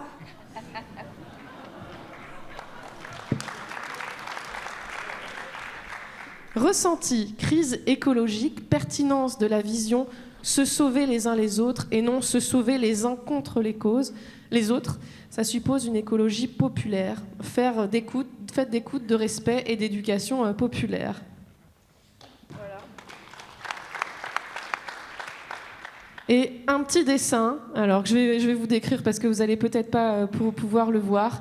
Avant-hier, donc un petit bonhomme qui est bien angoissé, qui était devant une urne, et aujourd'hui, un bonhomme qui sourit autour d'une bulle coopération et lien. Voilà, j'espère que c'est l'état dans lequel vous êtes aussi aujourd'hui. Alors, on ne va pas pouvoir poser toutes les questions. Par contre, Julie et Jean-François vont avoir du temps pour y répondre. Donc, on trouvera un moyen de vous faire des réponses à toutes les questions. Avant de prendre une question dans la salle, j'aimerais qu'on pose celle-ci à Julie. Faut-il que l'humanité touche le fond, notamment à travers ses choix politiques et l'arrivée d'extrémistes au pouvoir, pour qu'elle trouve sa capacité de résilience et qu'elle recouvre la raison en s'orientant de nouveau vers l'intérêt général ? Bon courage. Non, mais peut-être, déjà, peut-être juste dire l'humanité qui touche le fond, on y est, clairement. Effectivement, en Europe, avec déjà l'extrême droite en Europe, depuis hier, pour 6 mois. Peut-être en France aussi. Bon, après, l'humanité, elle n'est pas qu'en Europe. Effectivement, on dit la résilience, c'est après un choc. Nous, ce qu'on essaye de proposer, c'est de se dire, on n'est pas obligé d'aller au choc ou d'attendre d'aller au choc. Il y a quelque chose d'un peu mortifère aussi, voire un petit peu, alors je ne sais pas si c'est du faux optimisme ou si c'est de la flemme, de dire, on va attendre d'être bien au fond, et puis comme ça, là, il va se passer un truc, on va tous se réveiller, etc. On peut se réveiller avant, hein. C'est pas du tout, parce que le fond, on ne sait pas jusqu'à profond comment il est, en fait. Donc là, je pense qu'on a un niveau de conscience ensemble ici qui nous dit on n'a pas besoin d'attendre le fond pour se réveiller. Et c'est vrai que là, ce qu'on a essayé d'écrire dans ce livre chantier, alors l'idée d'un livre chantier, c'est dire des mots. Hein, tu avais ton début de question, est-ce qu'il faut ? Est-ce qu'il faut ? Il y a plein de choses qu'il faut. Mais concrètement, aujourd'hui, il faut surtout réussir à malaxer ces mots, ces idées, et de les confronter à nos réels, dans nos collectifs, dans nos territoires, dans nos familles aussi. Et c'est pour ça que la mise en chantier, elle est là. Il y a tout un espace wiki sur la mise en chantier. On chemine avec une 30aine de personnes depuis 9 mois. Mais l'idée, c'est voilà, faut s'y coller là, faut y aller en vrai. Ça serait le seul il faut que j'aurais à partager là-dessus. Juste peut-être, on est aujourd'hui dans un monde fluctuant. on dit un monde VICA, hein, volatile, incertain, complexe et ambigu, il n'y a pas de bonne réponse. Et il n'y aura pas de fin, il n'y a pas de recette en fait. C'est comment on apprend à vivre dans un monde fluctuant. Donc effectivement, on parle de résilience, on parle de robustesse. Et là, ce n'est pas des indicateurs de performance, là, c'est des tests de robustesse. C'est-à-dire, dans ce que je fais, est-ce que ça crée du bien pour les personnes? Est-ce que ça crée du bien pour le territoire? Est-ce que ça crée du bien pour les communs? Est-ce que ça crée du bien pour la... Et ça, c'est systématiquement, partout, tout le temps. Et il n'y a pas un moment où ça sera on-off. Qui va poser la première question à l'oral? Levez la main. C'est toujours le premier, le plus dur. Ok, ici. Yannick, devant. En attendant, une question pour Jean-François, que je trouve chouette. Est-ce qu'à un moment, dans l'histoire de l'humanité, une association a sauvé le monde? Je vais dire, dans toute l'histoire de l'humanité, toutes les associations ont sauvé le monde. Bonne réponse. Alors, je vais vous demander de vous présenter. Alors, avant que le micro se mette à fonctionner, une autre question pour Jean-François. Qu'est-ce qu'il est advenu de cette coopérative belge? Au-delà, pourquoi les grandes histoires de coopératives, paysans bretons, Coperle, échappent aujourd'hui aux valeurs premières qui les ont vues naître? En quelques minutes. Ouais. Non, mais en fait, cette coopérative était, comme toutes les coopératives belges, les Maisons du Peuple étaient liées au Parti ouvrier belge, qui était un parti socialiste proudhonien, plutôt à tendance anarchiste, et qui a disparu. Le lieu existe toujours, c'est un centre culturel d'ailleurs, mais je pense que ça vaut la peine de les observer, comme ça vaut la peine si on prend en France le familistère de Guise, par exemple, le familistère de Gaudin à Guise, ça vaut la peine de les observer parce qu'ils ont pris ils ont explosé tous les champs. Ils ont pris à Guise, c'était pareil, quoi. Il y avait le théâtre, le sport, la culture, l'agriculture, la production, la consommation, l'argent. Il avait fait une monnaie, etc. Donc c'est simplement pour cultiver un imaginaire, c'est génial parce qu'on dit, vous voyez, par exemple, Gaudin, il était tout seul. Fils, il n'avait pas d'argent, etc. Il a fait un truc extraordinaire qui a duré un siècle.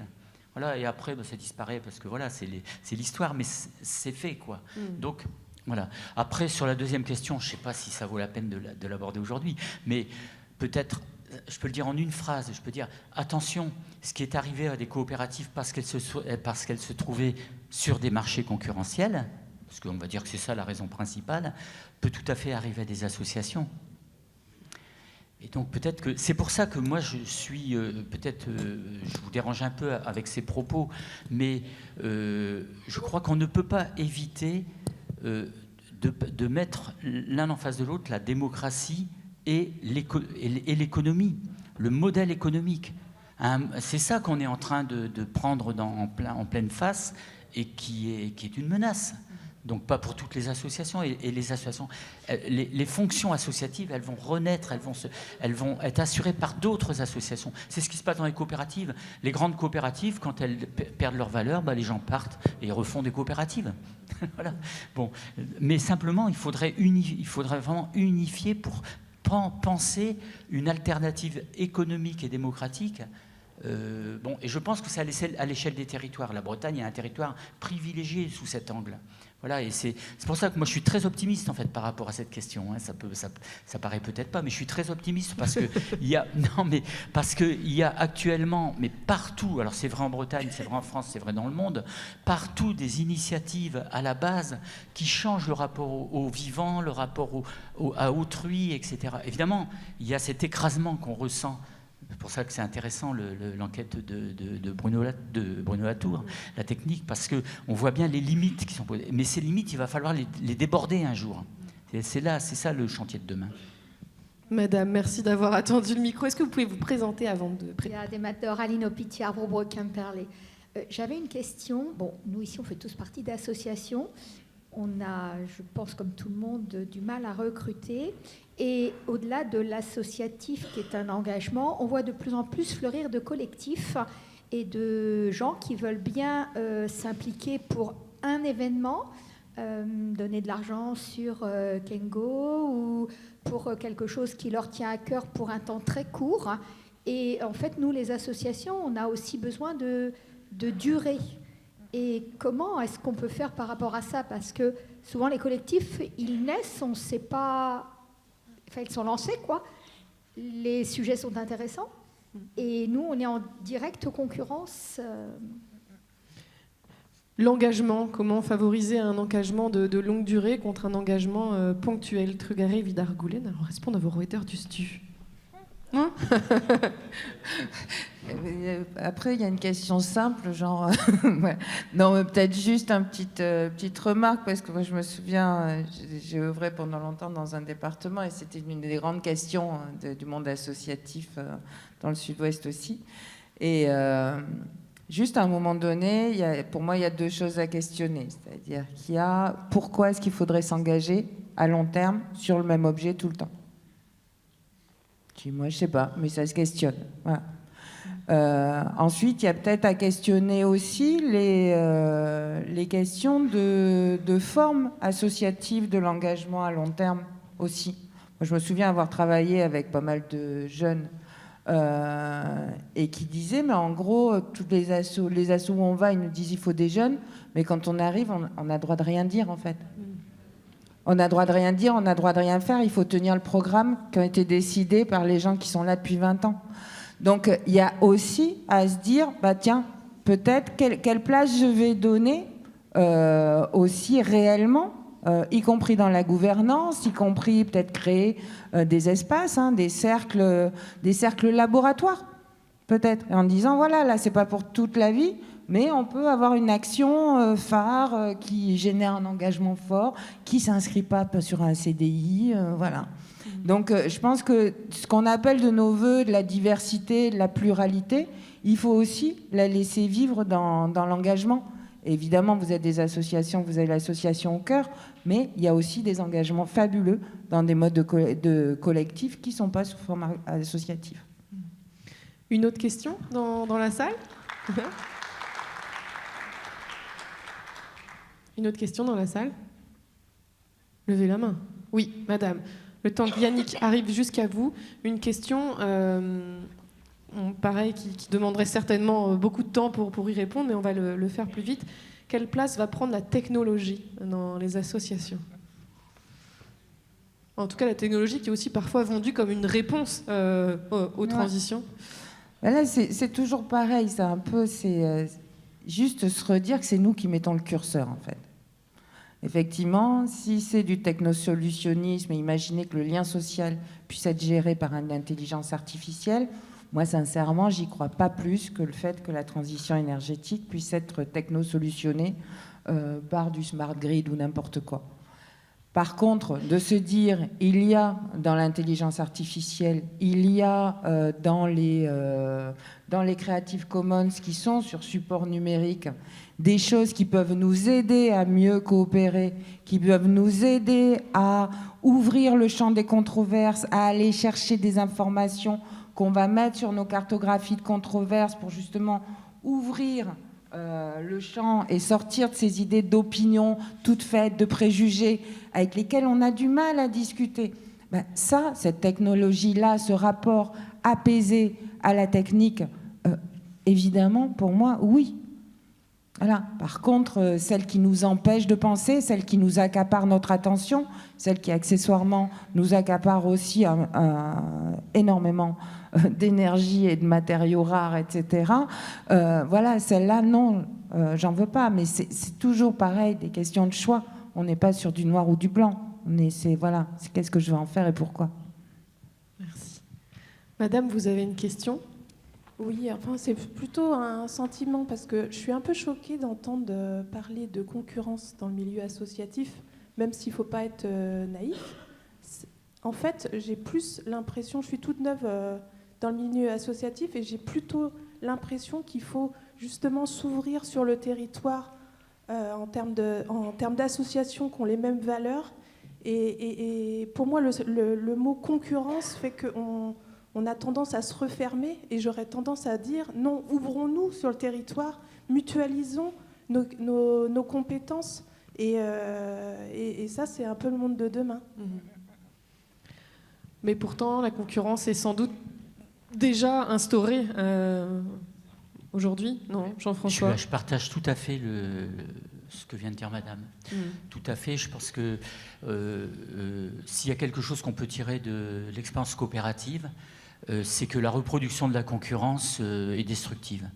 C'est ça qui... C'est une réponse. Je réponds à nouveau à la question précédente en même temps. C'est-à-dire que là, les associations sont placées face à la nécessité de définir d'autres relations entre elles, y compris lorsqu'elles sont mises en concurrence. Parce qu'en fait, c'est ça, objectivement, c'est ça. Donc comment on fait? Est-ce qu'on fait un GCSMS? Est-ce qu'on fait... Il y a des outils, il y a des moyens de travailler ensemble. Je sais que c'est difficile et peut-être parfois impossible, j'en sais rien, quoi. Chaque territoire est différent, quoi. Mais là, vraiment, c'est très intéressant parce qu'on est face à un choix de société et d'économie dont l'association se retrouve à son corps défendant. Elle se trouve au cœur de cette question. C'était les coopératives hier. Il faut prendre les leçons des échecs coopératifs. Les coopératives, quelles qu'elles soient, que ce soit les coopératives de production, les coopératives de consommateurs, les coopératives agricoles, etc. Enfin, agricoles, c'est moins vrai, mais elles ont eu pour objectif de changer l'économie générale. Elles ont un rôle très très important, donc on ne va pas le nier, mais elles n'ont pas réussi à changer l'économie générale. Elles font, maintenant, on agit dans une économie adverse, extrêmement difficile. Et je crois qu'on peut difficilement échapper dans notre futur désirable, pour avoir un futur désirable, à une réponse à cette question qui dépasse les règles de la concurrence. Je sais que c'est très compliqué, quoi, y compris du point de vue légal. Mais on a des exemples. Une dernière question dans la salle. Juste ici. Yannick, tu vas devoir courir.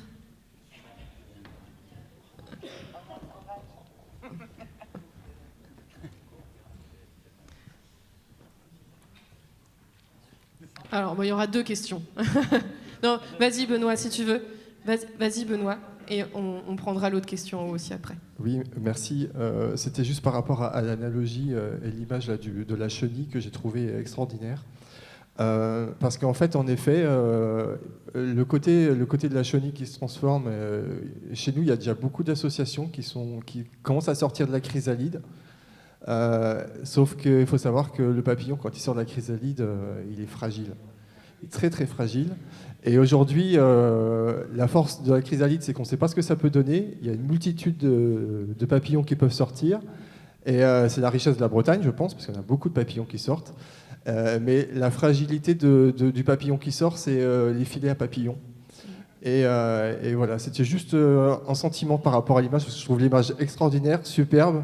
Mais ça nous ramène aussi à une réalité de la fragilité qu'on a au quotidien.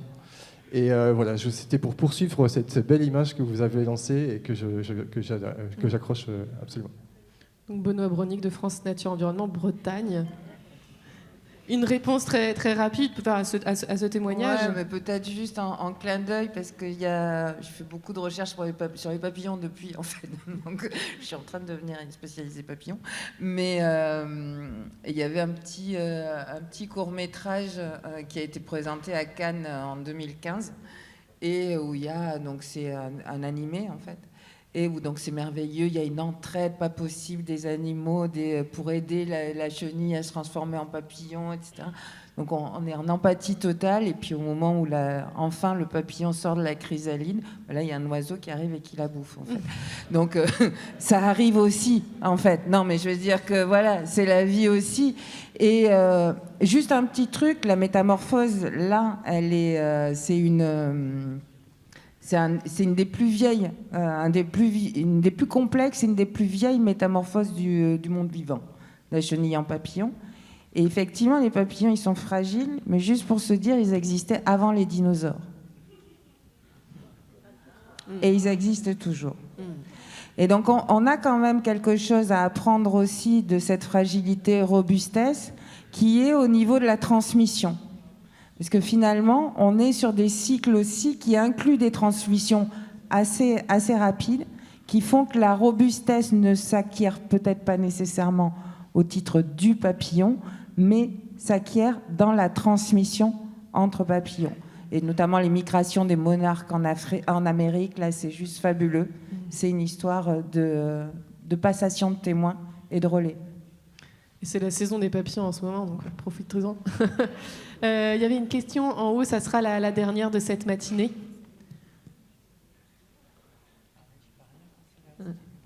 Oui. Alors, moi, la question, elle est simple, c'est est-ce qu'il existe un ou des labos, j'aime bien l'idée de labo, qui travaillent sur comment développer une haute qualité de collaboration.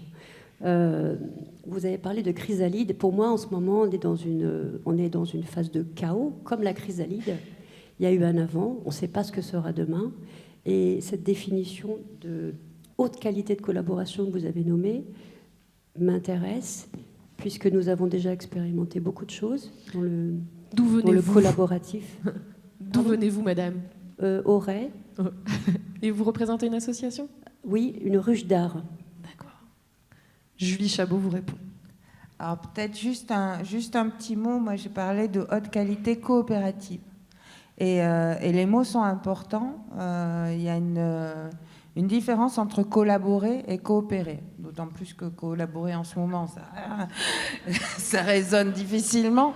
Mais en gros, pour faire très court, collaborer, c'est travailler ensemble. Coopérer, c'est œuvrer ensemble.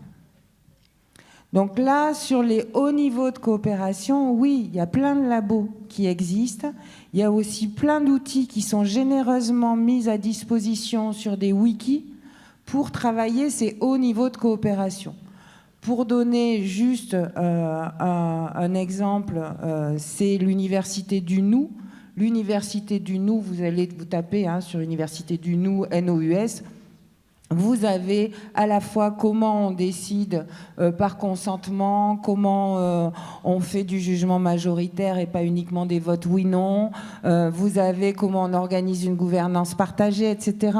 Ces choses-là sont extrêmement documentées aujourd'hui et il y a vraiment matière à s'auto-former et à se former sur une maturité coopérative qui respecte bien et reconnaisse bien la place de chacun et la diversité de chacune aussi. Merci. Un grand merci à tous les deux.